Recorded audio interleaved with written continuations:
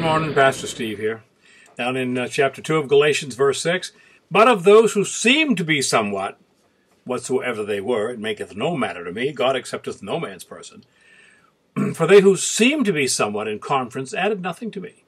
But contrariwise, when they saw that the gospel of the uncircumcision was committed unto me, as the gospel of the circumcision was to Peter, for he that wrought effectually in Peter, to the apostleship of the circumcision, the same was mighty in me toward the Gentiles.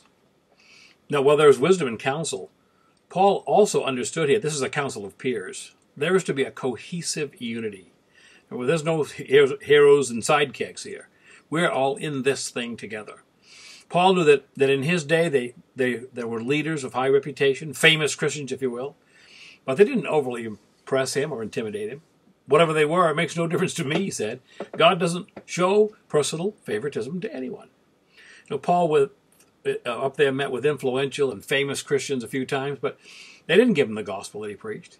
He could say, those who seemed to be something added nothing to me. They didn't give me anything to preach. Paul didn't wait for someone else's stamp of approval to make him a great Christian.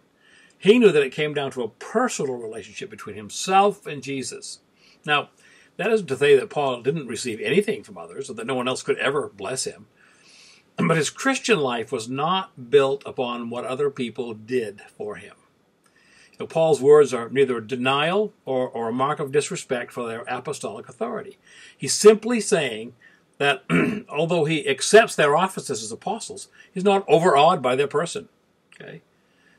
It was being inflated by the false teachers, right? So for us today, the source we need at heart is the Word of God, not the opinions of men. Men cry out, follow me! But only as a person follows Christ should we follow that person. How do we know? Read the book. Read the book. Don't follow a star, but follow the maker of the stars. Dr. David Watson said, the Christian who is ambitious to be a star disqualifies himself as a leader. You ponder that, Pastor Steve.